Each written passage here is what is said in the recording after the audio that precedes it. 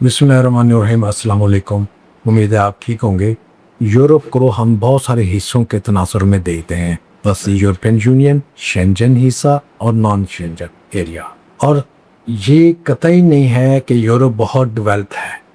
कुछ हिस्सा डेवलप्ड है, कुछ अंडर डेवलप्ड है।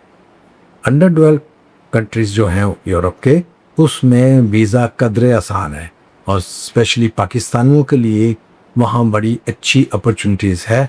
जो जिस मुल्क का मैं आज आपको बताऊंगा, ये कदरे आसान है।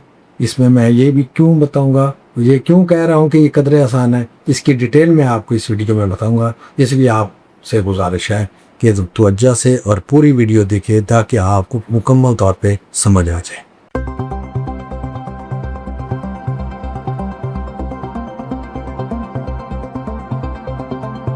जी, मैं हूँ जाहिद ज़हूर और आप मेरा YouTube channel learn with Zahid देख रहे हैं।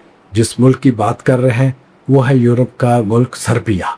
सर्बिया में पाकिस्तानियों के लिए वीज़ा जो है वो कदरे आसान है। मैं कदरे आसान कह रहा हूँ, बिल्कुल आसान नहीं कह रहा। कदरे आसान इस वजह से है कि इसकी डॉक्यूमेंटेशन बड़ी इजी है आपकी तरफ से भी, और आपने अगर जो जॉब सर्च की है उसके एम्प्लॉयर की तरफ से भी काफ़ी आसान है डॉक्यूमेंटेशन।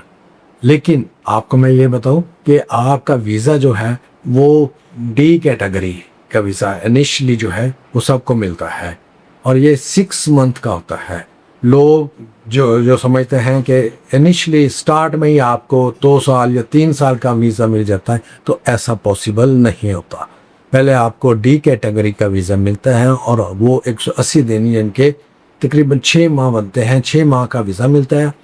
फिर उसके बाद आप जब वहाँ पहुँचे होते हैं तो फिर डिसाइड होता है कि आपको सिंगल एंट्री वीज़ा मिलना है या वर्क वीज़ा मिलना है, और वो 2 साल या 3 साल का मिलता है।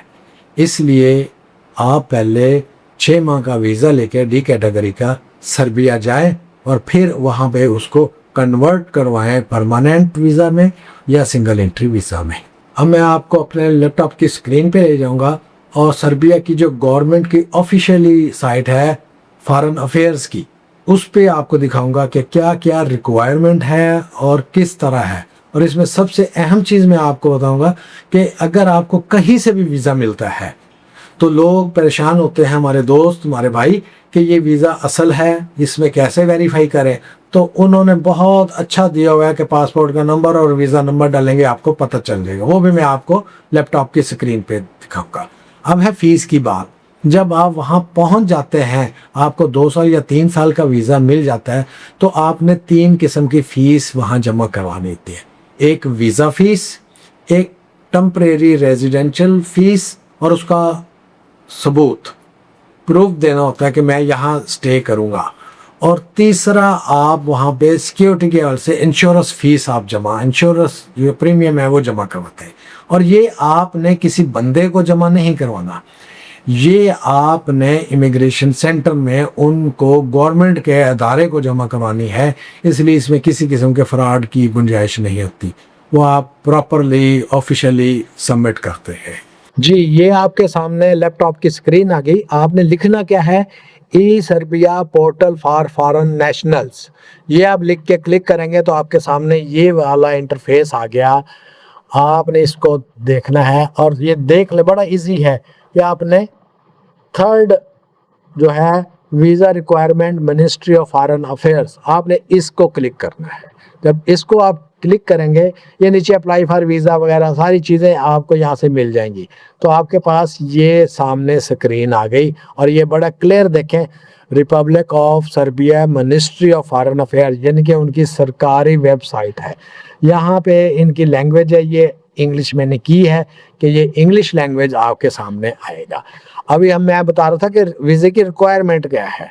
वीज़े की रिक्वायरमेंट में आप, ये बहुत आसान और बड़ा क्लियर इंग्लिश लिखी हुई है, आप इसको पढ़ लें, इसको समझ लें कि वो क्या क्या कहते हैं।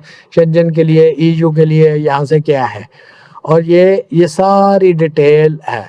ये जो मैं भी बता रहा था, वीज़ा टाइप, ये सी टाइप और डी टाइप वीज़ा है। और ये 90 डेज़ के लिए सी टाइप होता है, और 180 डेज़ लॉन्ग टर्म, यानी कि सी टाइप होता है शॉर्ट टर्म, और ये डी टाइप होता है लॉन्ग टर्म वीज़ा, ये 180 डेज, ये सर्बिया बिटवीन 90 एंड 180 डेज, ये बड़ा क्लियर लिखा हुआ है। ये इतनी ड्यूरेशन का आपको टेम्परेरी वीज़ा मिल जाता है आप। और ये जर्नल रिक्वायरमेंट आपके सामने है। जर्नल रिक्वायरमेंट में complete visa application form, valid passport, must be at least 90 days, इनके 3 महीने कम से कम आपका एक्सपायर होने से पहले आप अप्लाई करेंगे सर्बिया के लिए। एट फोटोग्राफ से आपके 3.5 बाय 4.5 सेंटीमीटर, वीज़ा फीस है, प्रूफ ऑफ पर्पज़, ये जो पर्पज़ ऑफ स्टेटमेंट हम कहते हैं ये असल है कि आप बताएंगे कि आप सर्बिया जाना क्यों चाहते हैं। और लेटर ऑफ इनविटेशन, जब आपको वहाँ से जॉब ऑफर लेटर जिसको हम कहेंगे वो मिल जाता है, तो आपके ये 6 चीज़ें हैं, ये आप साथ अटैच करेंगे। और ये यहाँ पे एडिक्वेट वैलिड ट्रैवल है, मेडिकल इंश्योरेंस जो है, यहाँ से आपका मेडिकल, पुलिस वेरिफिकेशन सर्टिफिकेट, ये सारी एडिशनल चीज़ें आपकी डॉक्यूमेंट्स वगैरह साथ लग के आपका लॉन्ग टर्म वीज़ा के लिए अप्लाई हो जाएगा। और इसमें एक आपको सबसे पहले, और हर वीडियो में मैं आपको बताता हूँ कि जो डायरेक्ट आपका कॉन्टैक्ट है, ये कॉन्टैक्ट जो है इसको आप क्लिक करेंगे तो ये आपका कांटेक्ट हो जाएगा। ये आपके सामने ये देखें, वीज़े के लिए उन्होंने ईमेल भी और फ़ोन नंबर भी दिए हुए हैं। इसमें आप हर किस्म की वेरिफिकेशन कर सकते हैं, पूछ सकते हैं, क्लियर चीज़ें हैं ये आपका। क्योंकि इसके बाद आपको किसी एजेंट या कंसल्टेंट की ज़रूरत नहीं रहती जब आपका डायरेक्ट राब्ता हो जाता है। तो कोशिश करें कि आप खुद अप्लाई करें और डायरेक्ट राब्ता रखें उनके साथ, ताकि आपके साथ किसी किस्म का फ्रॉड ना हो और आप जो डॉक्यूमेंट्स आप यहाँ से सेंड करें वो उनको डायरेक्टली खुद मिलते जाएं, कोई दरमियान में लूप होल ना हो। ये आपके सामने इनविटेशन लेटर है और मैंने आपको कहा कि ये यहाँ पे इसी का देखें, इसी साइट पे ये डिजिटल वीज़ा है।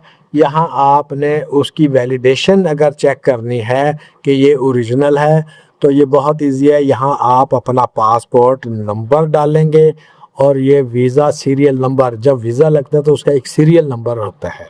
यहाँ वीज़ा सीरियल नंबर डाल के ये वैलिडेट को आप क्लिक करेंगे तो आपके सामने उसकी डिटेल आ जाएगी कि ये वीज़ा असल है, नकल है, ओरिजिनल है, इसकी डेट ऑफ एक्सपायरी तो नहीं हो गई, एक्सपायर तो नहीं हो गया, इसकी ये सारी वैलिडेशन आप यहाँ से कर सकते हैं। इसलिए आपको किसी से पूछने की, किसी से मशवरा करने की, किसी से हदायत लेने की ज़रूरत नहीं। अब ये देखा, आपने देखा कि सारा ये ऑनलाइन आपने अप्लाई करना है और कौन कौन से डॉक्यूमेंट्स की आपको ज़रूरत है। उम्मीद है आपको सारी समझ आ गई होगी। बहुत सारे दोस्त हमें कहते हैं कि आप अप्लाई करें। देखिए, मैं खुद आपसे यही गुजारिश करता हूं कि आप खुद अप्लाई करें, अपने पैसे ज़ाया ना करें। हम सिर्फ आपको purpose of statement, cover letter और सीवी बनाने में सपोर्ट कर देंगे और बाकी आप मैक्सिमम जगह पे आप अप्लाई करेंगे तो आपके चांसेस उतने ही ज़्यादा होते हैं। इसके बाद दोस्त फिर भी कहता है कि हमें अप्लाई करना नहीं आता। उसका हमने एक हल सोचा है, हमारी टीम ने एक डिसाइड किया है कि हम आपकी ट्रेनिंग करवा दें। अब यह है कि वो इंडिविजुअली ट्रेनिंग नहीं होगी, वो ऑनलाइन आपको बहुत मिनिमम चार्जेस में, बहुत ही मिनिमम चार्जेस में आपकी जहाँ के लिए आप अप्लाई करना चाहते हैं आपको ऑनलाइन सारी डिटेल ट्रेन कर दिया जाएगा ताकि आप खुद अप्लाई कर सकें। आपसे गुजारिश है कि आप चैनल को सब्सक्राइब करें, वीडियो को लाइक और शेयर करें ताकि बहुत सारे दूसरे हमारे दोस्तों का भी फ़ायदा हो सके। बहुत शुक्रिया।